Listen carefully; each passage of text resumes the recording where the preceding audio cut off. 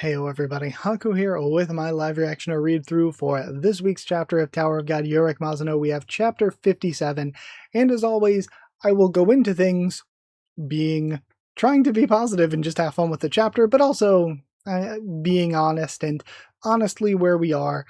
I haven't thought that the writing was very good in a bit, and again, it feels like I'm in a point where now there were times when I was really, really positive and everybody else was like, oh, this sucks. I can't wait to see how much you think it sucks. And I'm like, it was fine. I'm enjoying it. I'm having fun with it. And then we got to a point where there were some times where I criticized things like the end of what is it? The crown game. That again, it seems like everybody sort of now, most people that I see are kind of saying the same thing looking back on that as I was saying then. But when I was criticizing that, people were like, are you kidding me? How do you not like the spinoff? It's so amazing. And then I was positive again because I thought we got into a better swing of things, and people again were like, people were, I think, more harsh than me, and now we're getting to a point where I just think the past however many chapters, the past bit, has been, again, like, not the worst thing ever, but bad. Like, not the worst thing ever, but not good. And like I brought before, without context, maybe not so bad. Like, I'd maybe enjoy it some more if I was just reading the spin-off and had never read Tower of God before. But having read Tower of God, it's like, okay, having the context makes it worse. But now it seems like most people are kind of on board with just being critical of Tower of God. That just seems where we're at right now. So I will be critical, obviously. I know I'll end up being that way. But I am trying to approach it, trying to give it the best benefit of the doubt possible. It's just even approaching it, trying to give it the best benefit of the doubt possible. It's not great right now.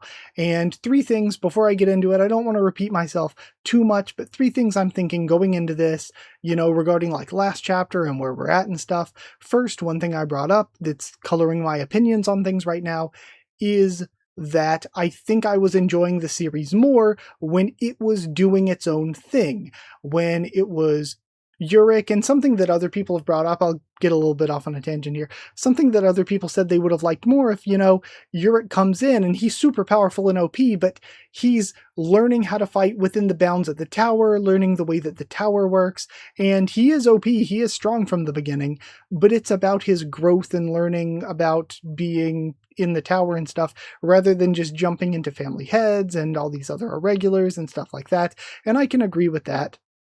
But what I was thinking is, when it was doing its own thing, I kind of brought up last time, it's like, it's one thing if a game company wants to make a new IP, a new video game that sucks and nobody wants. But it's another thing if you take an IP that I love and make something that sucks that nobody wants. It's one thing to make Concord. I don't care. That's funny. I'm not going to get upset about it, but I will be upset if you make a Fallout 76. You're taking something that I like and then making something that sucks that nobody wants. So it was one thing when it was doing its own thing with these new characters, and I'm like, ooh, who are these new, test directors? Who are the regulars that could potentially be teammates with Urek, potentially end up along with his climb? But then when we sideline that stuff, I mean, we're done with the test directors and stuff. They weren't really sidelined. But when we've done so much sidelining and like unceremonious killing of the teammates, then we're kind of leaving behind the unique original stuff, and we're focusing on stuff that we already know from the blog posts, like Baekryun, or not just even blog posts, even if we're disregarding those, things we would know from what we've been told in the main series. Things like Garam, Edwan, Baekryun. I was having more fun doing new things that were unique to Urek, rather than before we started bringing in the things from the main series, because we haven't brought in the things from the main series well. We know from the main series that Baekryun is the captain, the head of all Haeksong, and Urek is vice captain. So having their first meeting here and having his introduction be so lackluster, so not very good, I think is such a disappointment, is such a bummer. And I think I would have preferred to see him first in the I think the impact to me would have been heavier if we saw him first in the main story in the present day. Then we could maybe see a flashback version of him, maybe in Urek Mazino season 2, if there's ever a season 2. But I don't like our first introduction to him here. I haven't personally liked that. Then Garam and the Serpent Master stuff, again, that's stuff that I think would have been better served in the main series, getting into it here. It's not just that it's here, it's that it hasn't been handled well. I think there's something good and interesting kind of that Ron Can brought up after his reaction in his discussion at the end, where Urek is basically like, you know, oh, I want to kill the jewel. And this is something I've complained about. He wants to kill the jewels and the gem people so bad. And you know what? Screw it. I guess I'm going on a long Haku intro because, you know, people have said they don't mind it. They even enjoy it. It is a deeper discussion of the series rather than just reading, but bringing up that, oh, I want to kill these jewels. The jewels are so bad. My goal here isn't climbing the tower, really, because you've got to ask yourself, what is Urek's goal at this point? Your goal is apparently to take down Fintaminum and the jewels. It's the whole reason you came in here chasing them. And you just called Latour a small fry. You just called him a small fry, but then you are afraid to fight him and you're letting him and Mago run away. I thought your whole purpose was to try to kill them, but you're like, no, we can't kill Mago, and we specifically can't let Edwan kill Mago. I'm like, why not just tell him, hey, don't hit the princess, just hit Latour? Why go through this instead? You could have just said, hey, don't hurt the princess. I think that would have been reasonable. Even Edwan would be like, oh, was a Heart's princess? Yeah, that makes sense. I won't zap them with a lightning bolt. I think that would make sense. So if that's your purpose, why are you just letting them run off? And why are you making the deal? It's like, I can't let people hurt the princess because I made a deal with the princess that I would kill Zahard. But then you've also made a deal with Garam that Garam wants to kill the princess. Okay, if you want to kill the princess, come along with me. So at one point, you're going to have to either be like, okay, Garam, my promise to you was a lie. I was planning to like talk no jutsu you out of wanting to kill the princess or something, or you're gonna have to kill like at one point one of your promises is going to be a lie. And I mean, spoiler alert, in the main series we know he hasn't killed Zahard, so you know, your promises aren't going through. I guess it's like him threatening to kill people every other chapter and then not ever actually doing it. He's been so inconsistent with, you know, immediately upon meeting test directors, oh, I'll just fight them. But then when given people who want to fight him or something, or a fight that makes sense for his character, like Latour, he wants to shy away from it. Or like with Edwan, where he wants to shy away from the fight before. It's like, where is the consistency of when he does or doesn't want to fight? What is his actual goal here? So back on the first point that I was trying to make, it's like, okay, we are bringing in this stuff from the main series, and the stuff we're bringing in from the main series, you're just not handling it well. The princess stuff isn't handled well. Edwan coming in isn't handled well because we hear the stories from Kunagru Agnes, and we hear about the world of Tower of God and the family heads, how dangerous they are, how much control and power they have. We hear about Edwan and what he's like as a character. And he's just here giving out information to Urek, just some guy. He's giving out information because he wants to fight him. He's goofing off doing this stuff. Again, if it was just the Mago thing and we're presenting him as a more casual character, I think that's fine. That's a good sparing usage of him as a character. But all of this stuff with Edwan here is just comical. It is not good. And like I mentioned last time, I guess this would get into my second point of complaint, is that the fight is justifying the fight. In so many other things I read, it's like, okay, this character wants to do this and this character wants to do that, and that causes conflict between them. But here it's kind of just they want to fight. The fight is justifying itself. It's self-justifying. There's no oh, Urek really needs to do this, and he really cares about this thing, and Edwan really cares about this thing, and that's putting them at odds with each other. It's like, no, we just have fights to have fights. It's not like Urek is in a really serious way. Like he's in a case where he's like, I need to fight a family cat. It's like, no. And the same thing with like Luthor coming in and everything. It's like the fights are just happening. There's not this real deep story that's setting up the fights to happen. So it's like, why care about the fights when the characters don't have a huge stake in them other than just the punchy laser beam? Like the actual physical effect. There is nothing really deeper to the fights than the physical effect of them here. And then the third thing, beyond, me enjoying it less because of bringing in stuff from the main series and not doing well with it. The second point being the fight is just kind of justifying itself, and there's no real reason to buy into it other than just the base surface level physical aspect of it.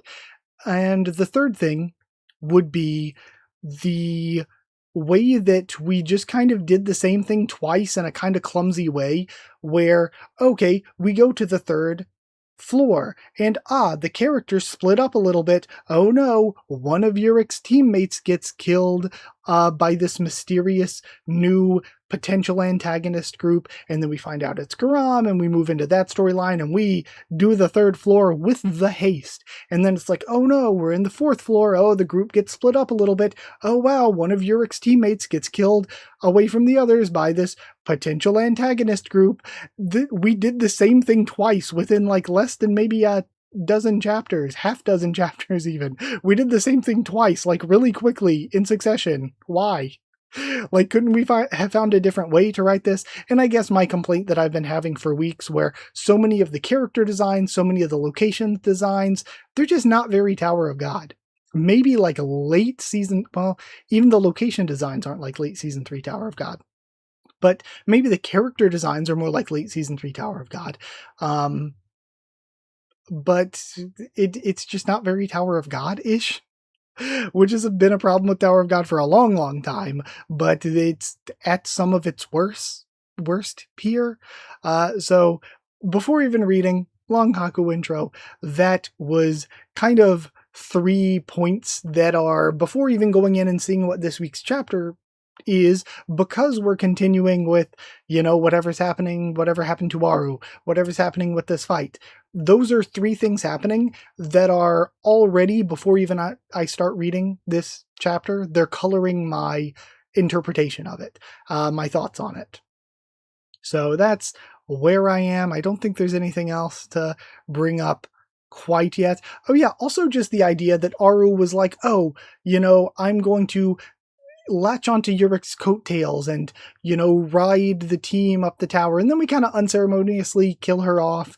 And it's like, okay, well, we didn't really go anywhere with that plot line. It's just one of those things where, is she such a vital character that we can't kill her off? No, but we could have just feasibly, you can easily see where we could have done so much more with that concept. And the same thing goes with Leb, where Mago is the whole counter hope thing, and it's like, okay, you're countering this hope, and you get this weapon, and it's super powerful. So how would Mago's counter hope, how is it a trap? How is the super powerful weapon a trap? Is he going to try to use it, but it only has one use, and then he uses it on one enemy and gets killed by a second enemy? Like, he just gets killed, and we don't really do anything more with what was going on with his character either, even though, again, it was very light, very inconsequential. Again, most people probably didn't even remember his name. I would bet 90% didn't remember Leb's name. I would 100% bet that over 90% did not remember his name. There is no way. So it's not like we can't just kill them off unceremoniously, but it just feels like we could do so much more with them, and it becomes hard to care about characters when they are treated this way. And it almost kind of reminds me of Doan and Doom, where they apparently died. Their deaths, to me personally, are still up in the air. If they're really dead, that's so stupid. That's so stupid if they're dead. We spent an entire arc on Doom, and then beyond that arc, so much more on him during the Nest, and then he just kind of randomly died like that, and we just see stiff Tipo body just laying around. Again, that might just be limitations with the art, looking comedic, looking stupid.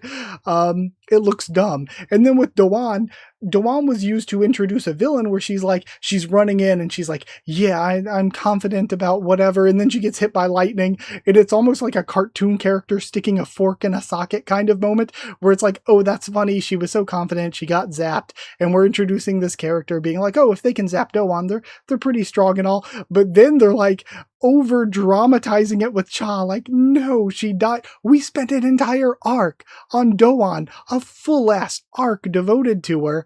And then beyond that, continuing to spend more time on her in the nest. So if we killed her off like that, it's so comedic. Doan and Doom's deaths are comedy moments, if they're real. If they actually died from that, that is so silly. That's so, like, that's like 2 years past by now, probably. So I am like bringing up something that's like way past the time, but it's so funny if they died. That's so stupid. Like, that's such bad writing. Those deaths are so silly and comedic. If they're actually dead from that, are you kidding me, CU? That's such a meme if they're actually dead. But again, it's one of those things where why care about any storyline, any plot line, any of these characters if they can die off like that or get written out like that? And to a lesser extent, Leb and Aru were not nearly as important. Not nearly, not even close. But it still brings up the fact that if we can just drop characters like this, it makes me worried. Is Rohan just going to basically be in the background from now on and then die or disappear? Is Evelyn just going to be in the background from now on and just die or disappear?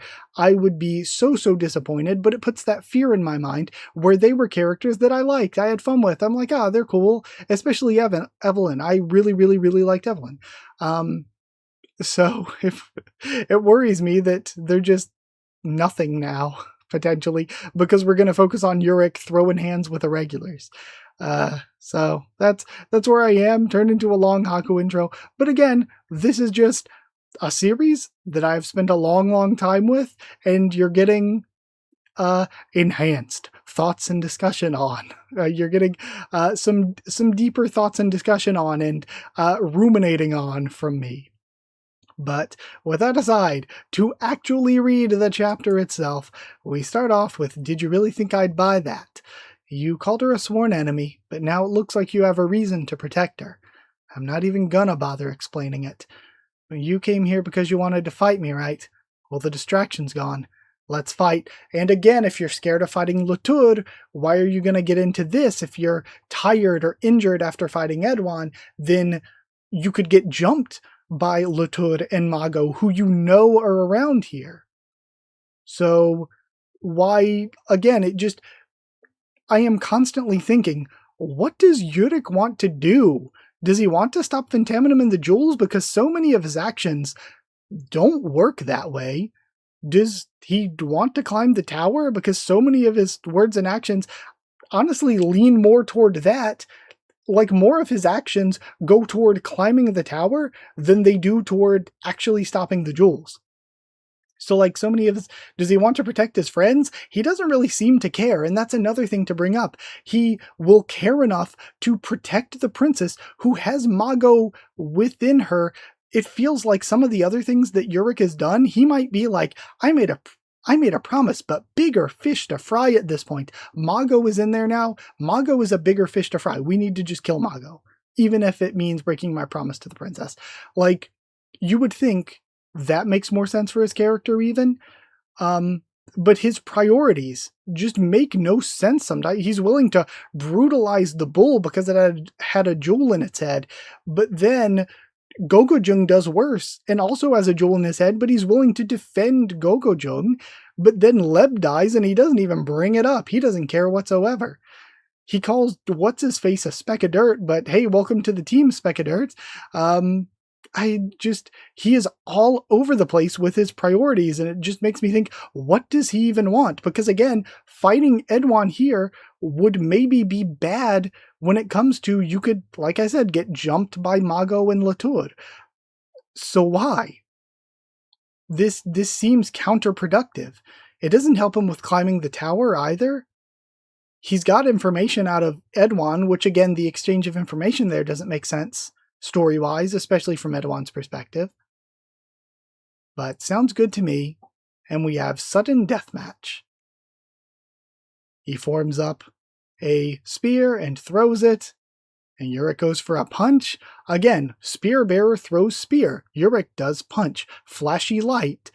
But none of it means, like, we have Urek fighting Edwan, which in a context in the main story where the two of them have opposing values and they have to fight each other because of that, would make a lot of sense. But here it's just like, we have Urek fighting Edwan, but there's no hype to it because they're just doing it for the sake of doing it. And there's no like creative stakes, or there's no, oh, I need to do this or I need to do that. It's just Urek is just going to throw punches. Edwan's just going to throw spears. And that's it.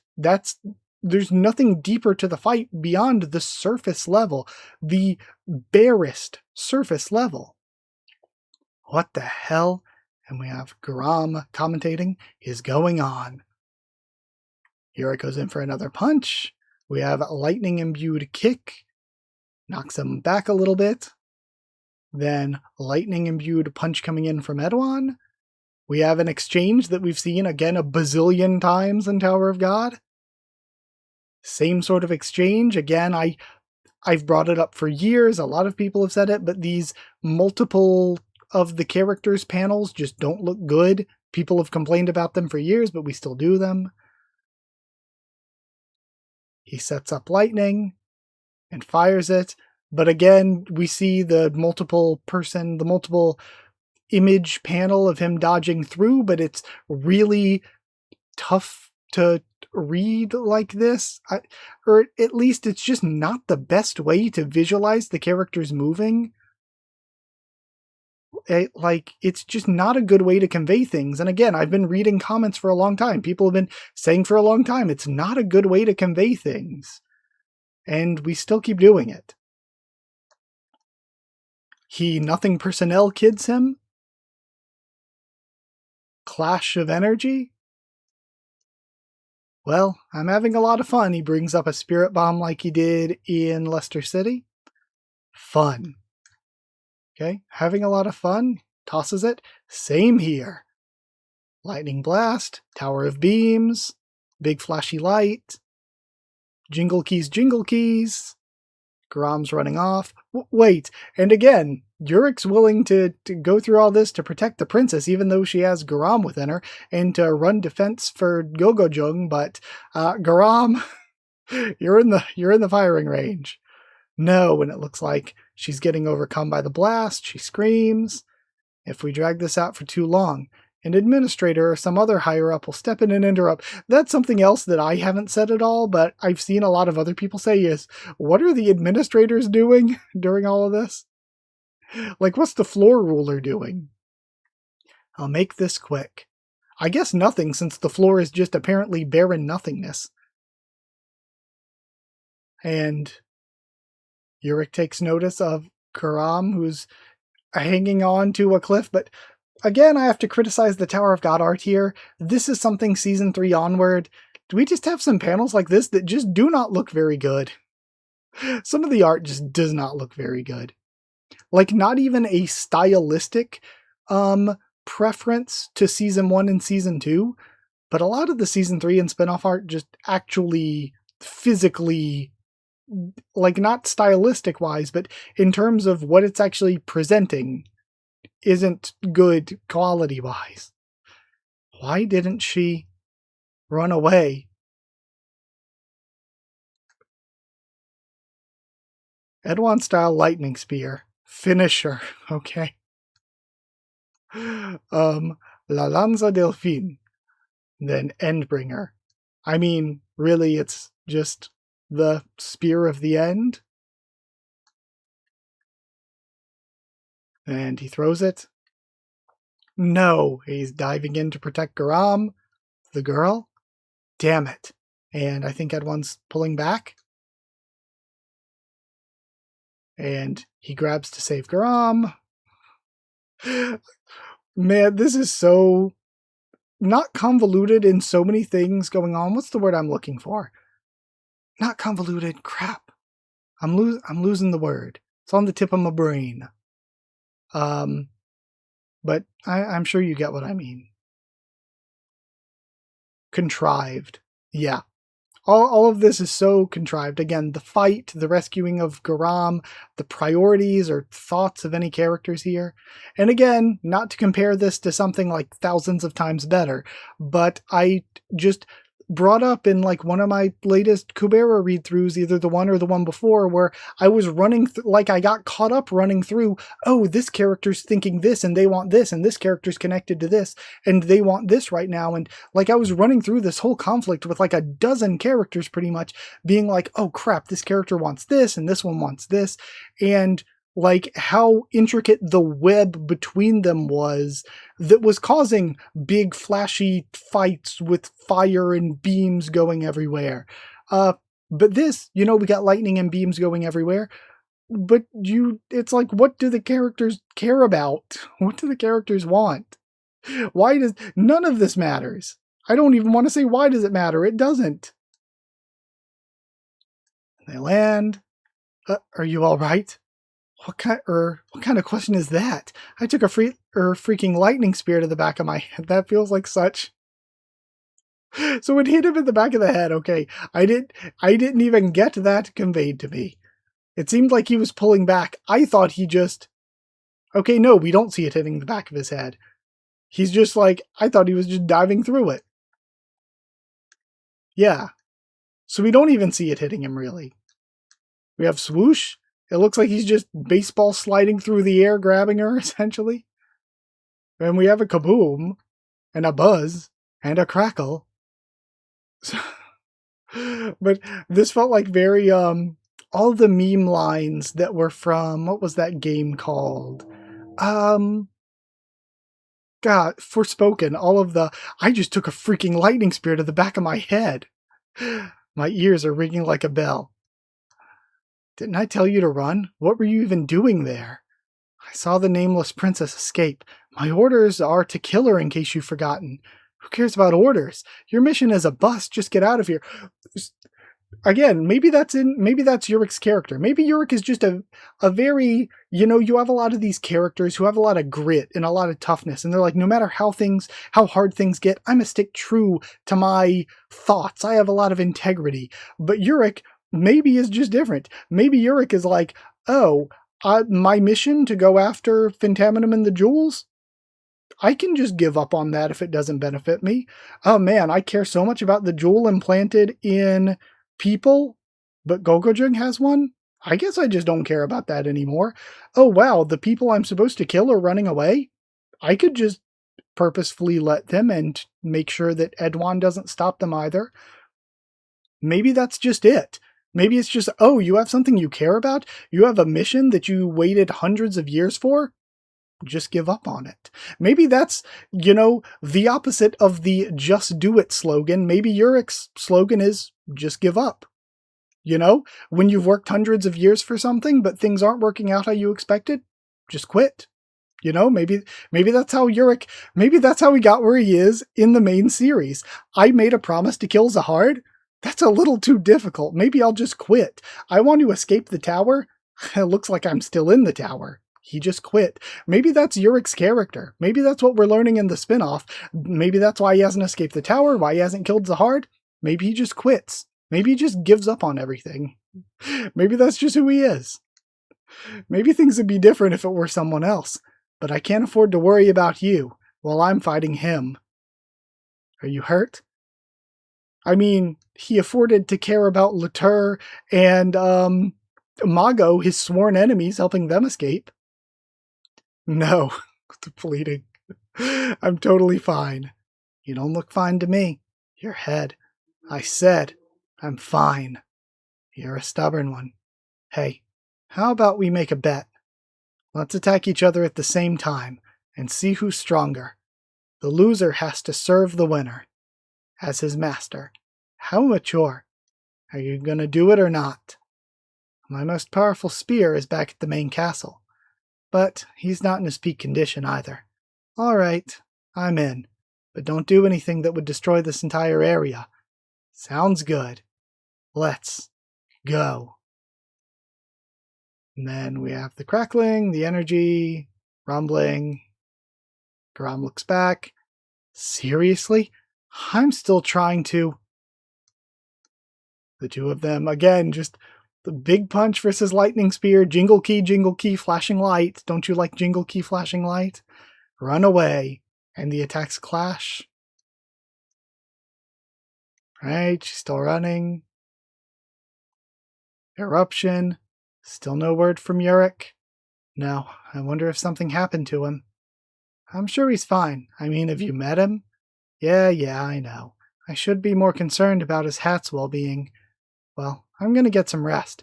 I think Aru is asleep too. You all should do the same. And we have Evelyn the Queen and Rohan waiting up outside. Where did he run off to this time? Huh? We have a massive explosion. Laughing. More laughing. Behold, the great Urek Mazino. I was holding back a bit too. I hesitated too much because I was worried the administrator would get involved. I was going easy on you. From now on, I'm your master. I think I'll call you Edmon. What kind of name is that? Go on then, greet your new master. This can't be happening, Edmon. And again, the family heads losing all aura, for lack of a better word. This may have been, again, I know I went into it negatively colored by how bad things have been for the past few weeks. And I've probably said this before. I probably said this back in season 3. I don't know if I've said it any in the spinoff. Maybe I could have. Like the end of Crown Game is awful. But this might be the worst chapter of Tower of God. This might be the worst one. Because again, it's just jingle key flashing light. All of the story, none of it makes sense. Urek's priorities all over the place. None of them make any sense. The way that family heads are being treated, terrible, awful. Edwan as a character, completely destroyed here. Edwan, like the whole, I need to surpass my father stuff of Kunagro Agnes, one of the main characters in the main series. Who cares about that anymore? Edwan's a clown. Yeah, this super sucks. This turbo sucks. Terra sucks. This is awful. This is awful. This sucks so much. I don't know where I will be with Tower of God. Like I said, I will push through the rest of the spinoff. Probably. Probably.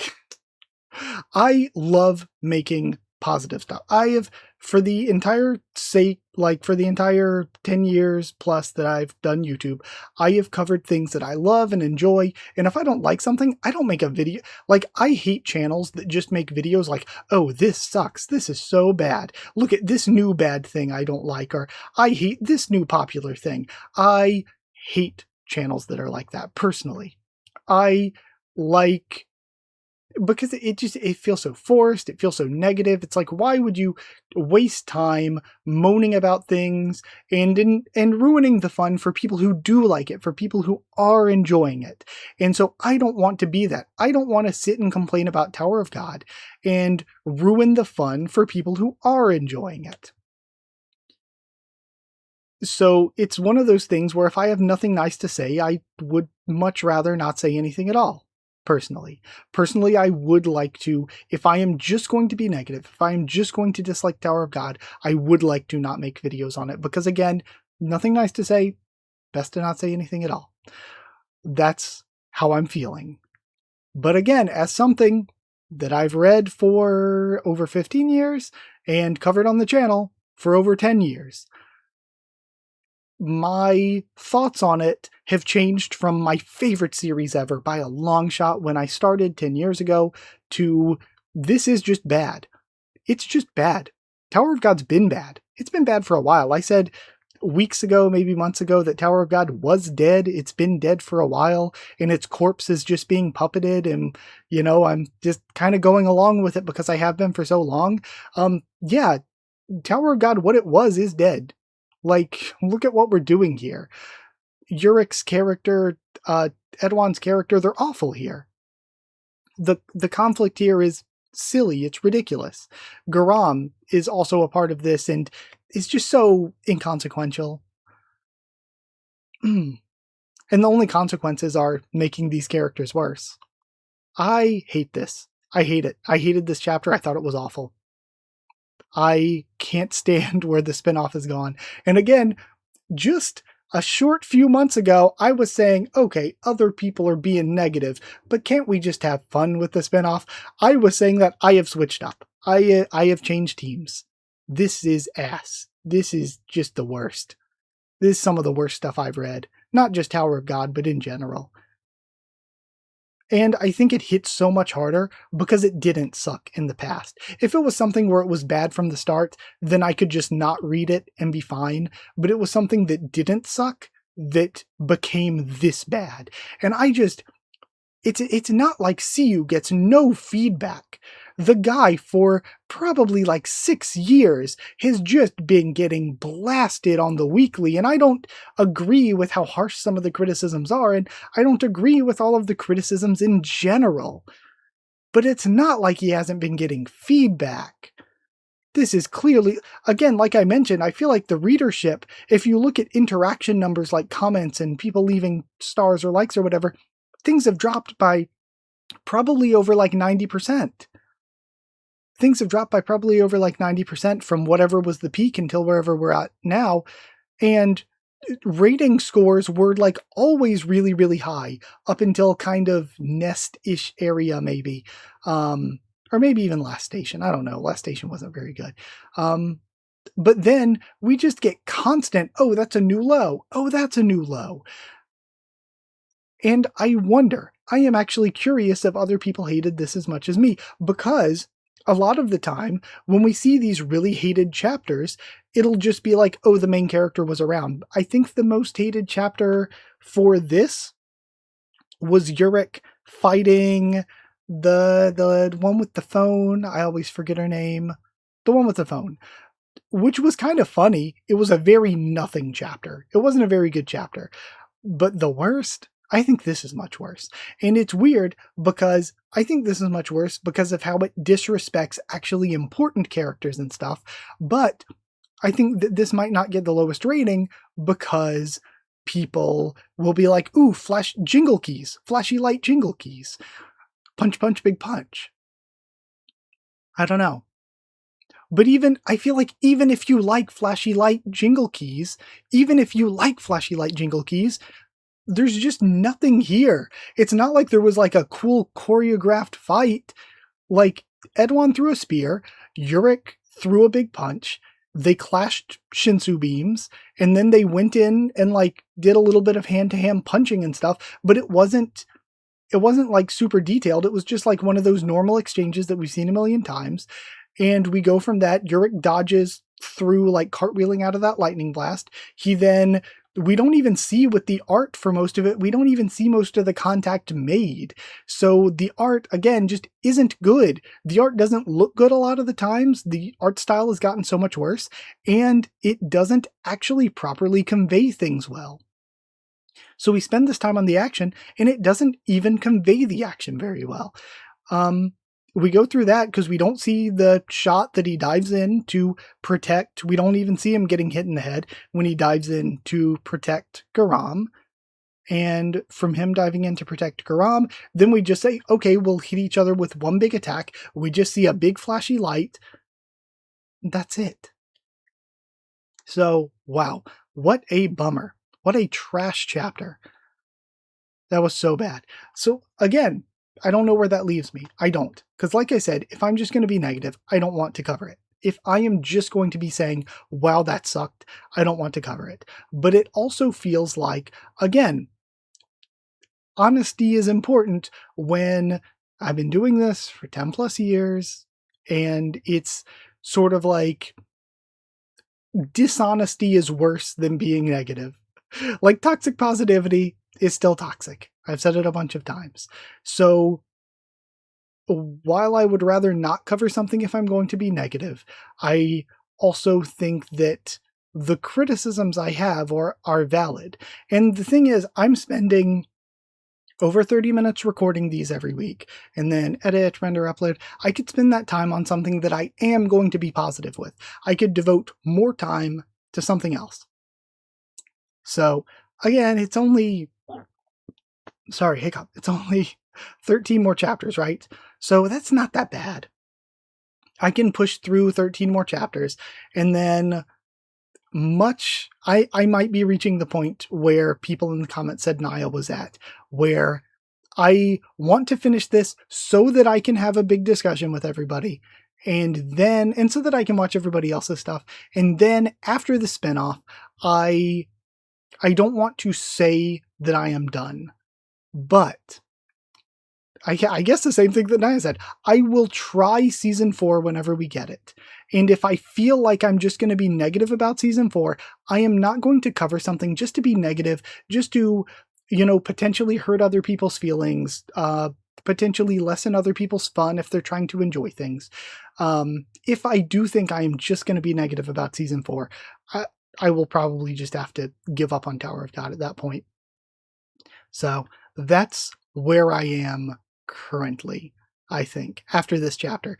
This chapter is just that bad, where if I didn't have such, like, I have dropped other things on the channel. If I didn't have such a long history with Tower of God, if I wasn't doing YouTube, and if I wasn't talking to others, I would have probably dropped already.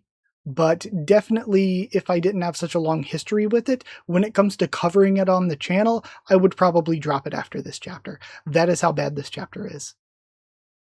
It is everything I hate in modern Tower of God. Just beam, big punch, bad art, bad choreography. All the fighting is just big punch, beam. Where did the CU who did Urek versus Luzlek go here? That was actually really interesting. Again, both of the characters had things they wanted, which caused them to clash with each other, and there was an escalation and a back and forth to the techniques that they were using that told a really well-written story of, okay, I need to use a little bit while hiding more of what I can do. Oh, I need to go more than that. Oh, I need to go more than that. There was a logical back and forth and a logical escalation to what they did back and forth, plus just the creativity of Luzlek's moves with the brute force that Urek was relying on, told a really good story, and the choreography was much more well conveyed to us. So even just comparing that fight to this fight, where did that go? That was so much better. Again, this being one of the worst things when it comes to Tower of God. I care about the story and the characters. The story is non-existent here. The characters are being completely embarrassed. They don't make any sense. They don't have any logical convictions for anything. And the art isn't good. The combat isn't good. And it's focused more on combat than story. Not that the story would be any better. I think this is, again, a really good example of all the things I don't like about Tower of God in the past 5 or so years, with them being done at arguably some of their worst. That was an awful chapter. Truly abysmal. So I think before I continue to repeat myself, I'll go ahead and end here. Like if you did like the video for some reason. Comment down there to tell me what you thought of the chapter, or my thoughts and reaction. Subscribe for the more Tower of God Urek Mazino for now, I guess, if I can stomach the next 13 chapters. I'm struggling.